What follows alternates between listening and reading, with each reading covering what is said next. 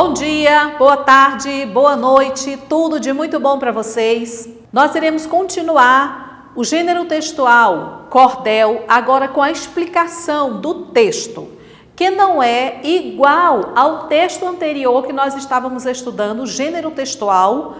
Ele tem, o cordel é um poema, e como poema ele tem um espaçamento diferente no papel dos demais textos que nós já estudamos até aqui, ok?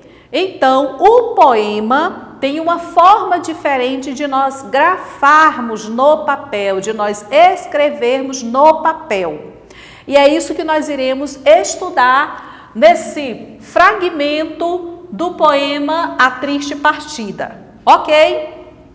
Nós iniciamos, perceba que aqui está o espaçamento do quadro.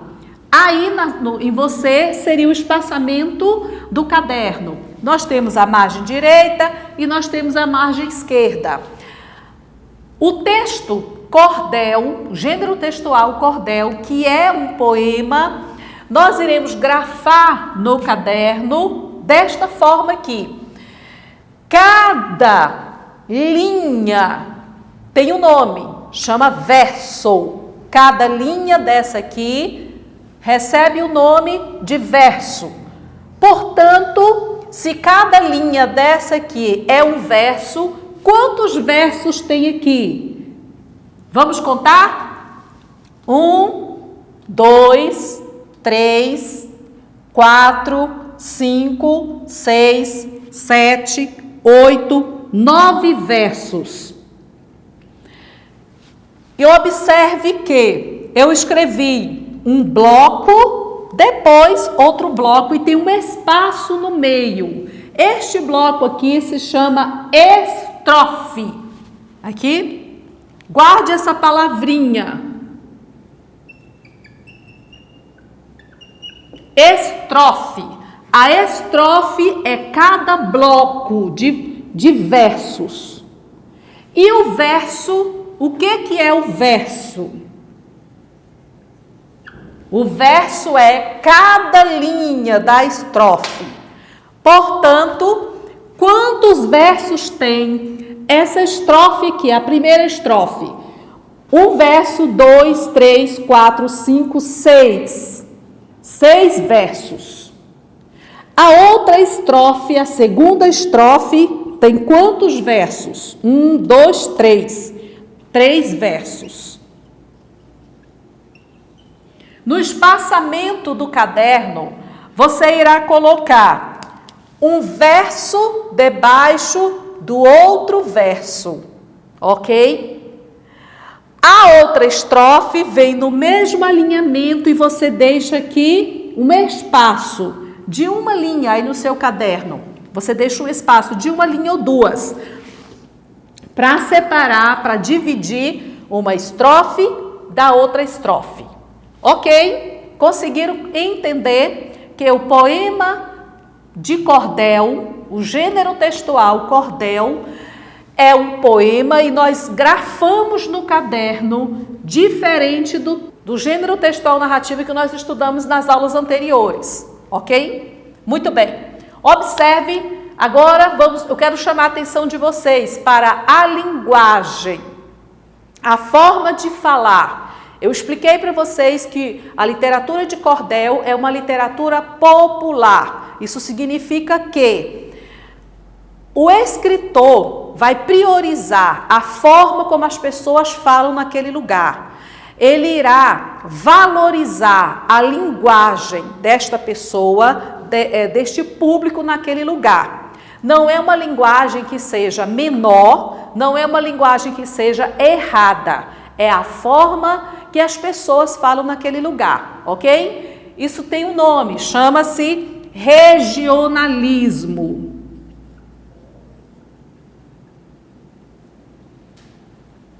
O regionalismo são palavras faladas naquela região, por aquele público.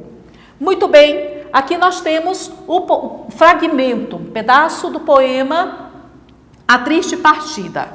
Observe que a forma como a pessoa fala é escrita no papel, a palavra é escrita da mesma forma como é falada. Setembro passou com outubro e novembro. Já estamos em dezembro, meu Deus, o que é de nós? Assim fala o pobre do seco Nordeste, com medo da peste, da fome feroz. A 13 do mês ele fez a experiência, perdeu sua crença nas pedras de Sá. Observe que a palavra sal aqui foi escrita da mesma maneira como é falada, como é pronunciada pelo público regional, pelo público daquela região. E como nós moramos no Brasil, que é um país continente, um país enorme, nós temos há palavras específicas faladas em regiões do país. Há palavras que são específicas do público da região sul e que nós conhecemos algumas, da região norte, que nós conhecemos algumas. E isso é muito interessante porque nós temos uma variedade, né, da nossa língua portuguesa, que é uma só, falada de norte a sul, de leste a oeste, mas existem os regionalismos, palavras que são faladas especificamente naquela região, ok? E que a literatura de cordel vem valorizar essa linguagem regionalística. E hoje, queridos, essa literatura que traz essa linguagem popular, que traz essa linguagem regionalística, é uma literatura tombada como patrimônio cultural brasileiro. Para você ver o quanto essa linguagem é valorizada, essa forma de falar, essa forma regional de falar. Outra coisa que eu quero explicar para vocês, aqui dentro desse texto, A Triste Partida. Vamos iniciar aqui pelo título. Você observa que o título também continua destacado. Você deixa um espaço do título para o início da primeira estrofe, do primeiro verso da primeira estrofe, ok? Pelo título nós iremos perceber que o que vai ser contado aí, que vai ser narrado, é uma história.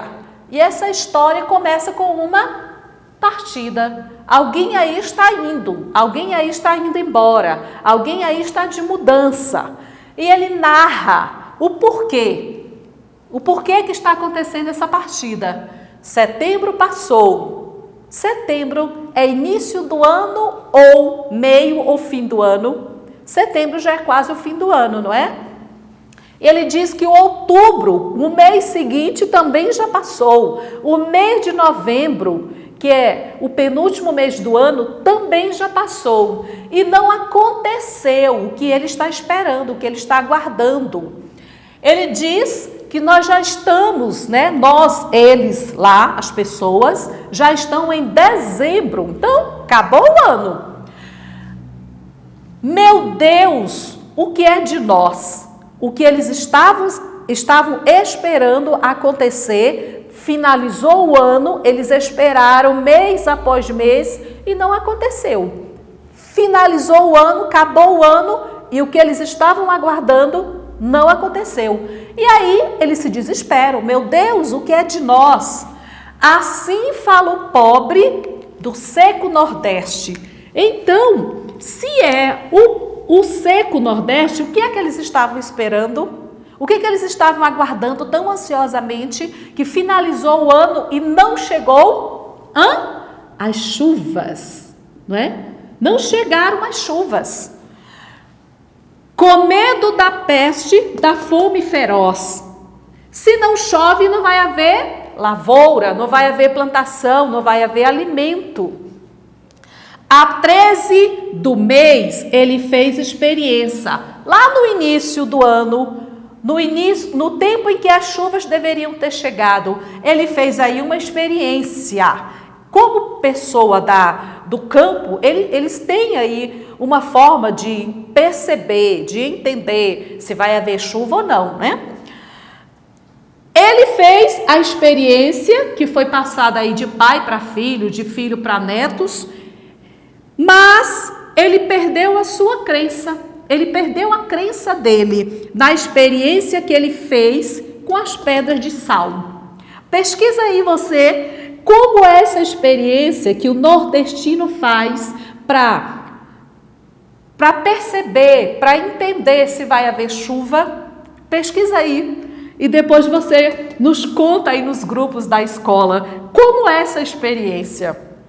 Então, queridos, aqui nós temos na literatura de cordel um assunto extremamente importante que esse escritor traz, que é um problema social da falta de chuva nesse sertão aqui, e que a falta de chuva traz a essas pessoas preocupações com a sua sobrevivência, tanto sua quanto da sua família e dos seus filhos. E a literatura de cordel traz isso como reflexão, traz isso como denúncia, traz isso como uma forma de denúncia social mesmo. Então, a literatura de cordel não trata apenas de assuntos mais superficiais, como os textinhos engraçados que eu li na aula passada. A literatura de cordel também traz assuntos extremamente importantes, fazendo aí denúncias de problemas sociais. Ok? Gostaram da nossa aula de hoje? Gostaram dessa linguagem coloquial própria, específica dessa região e que a literatura de cordel resgata como valor, como patrimônio histórico, como patrimônio cultural, porque é isso que a literatura de cordel é aqui no Brasil, patrimônio cultural. Ok? Fiquem com Deus, tudo de bom para vocês e até a próxima semana, um excelente fim de semana para você e sua família. Bye, bye!